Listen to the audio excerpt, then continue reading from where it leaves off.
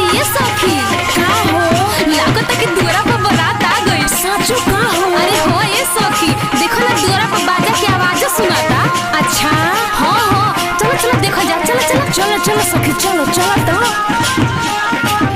अरे जिया जिया क्या बात है, एकदम गर्दा उड़ाता हो।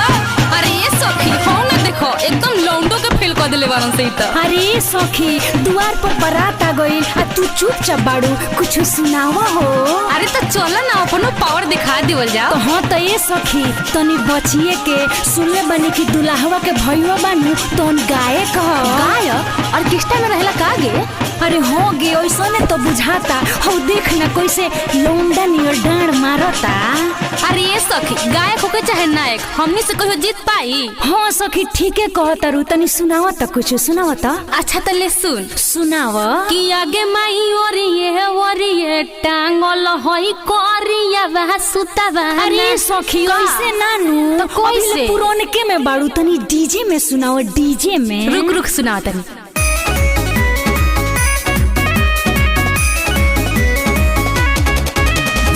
म्यूजिक बाय उज्जवल कुमार।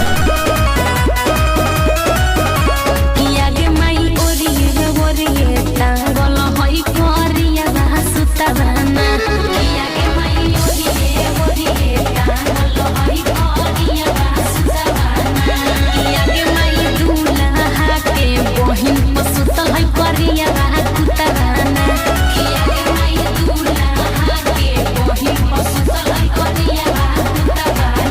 कि सारा नाम बा हसवले के मार जुतावा। कि सारा नाम बा हसवले के मार जुतावा।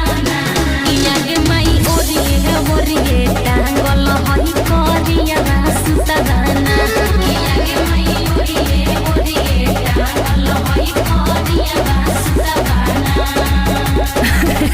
अरे ये सखी तू तो गर्दा उड़ा देलू, जियो सखी जियो हो। देखलू ना उ गायक टिकी हमरा लगे। अरे शैलेश भैया का रे? अरे मर्दी देखा तारा हर साली लोग के तरह गाली देता रही, आ तू गायक हो के मर्दी बेइज्जती करा के धइले बाड़ो। कुछ झारा तनी। अच्छा अच्छा अच्छा अच्छा का ये साली जी गरमा गइल बाड़ू का? हाँ यही अपना दीदी लेखन समझे तारा का पावर बता आव का दू बड़का गाय के हवा तो तनी कुछ सुनावा। अच्छा अच्छा अच्छा लो सुना ना। तो सुनावा।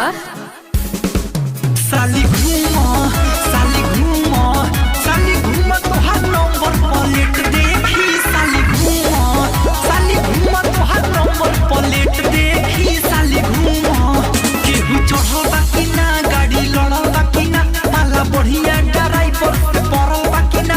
साली घूमो तोहार नंबर प्लेट देखी। साली घूमो तोहार नंबर प्लेट देखी। साली घूमो।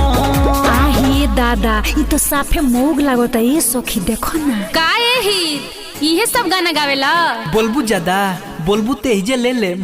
का ले बहो? अरे हाल चाल ले ले। हाल चाल जा अपना दीदिया के लिए पहले तब हमरा लगैया। अगे ये सखी तनी भसुरुआ के कुछ कह ना गे, तनी कह तो।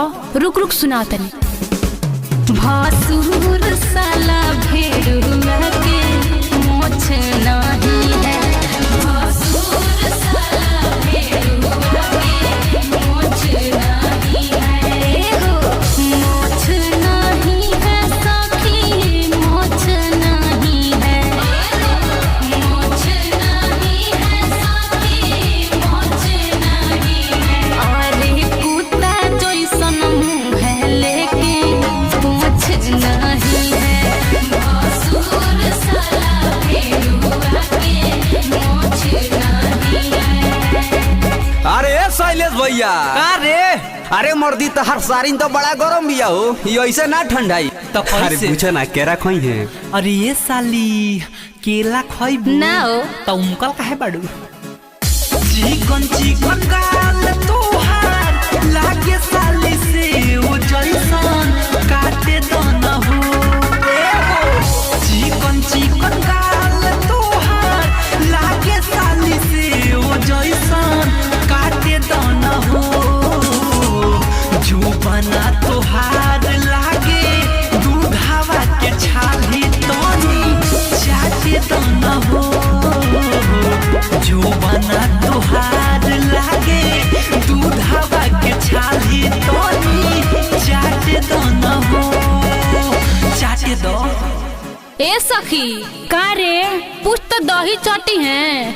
अरे ना रे शैलेश भैया मत चटिए ना तो सर्दी हो जाइतो। अच्छा तो ना चट बता सुन रे प्रियंका तनी ते अब सुना तो ले सुन।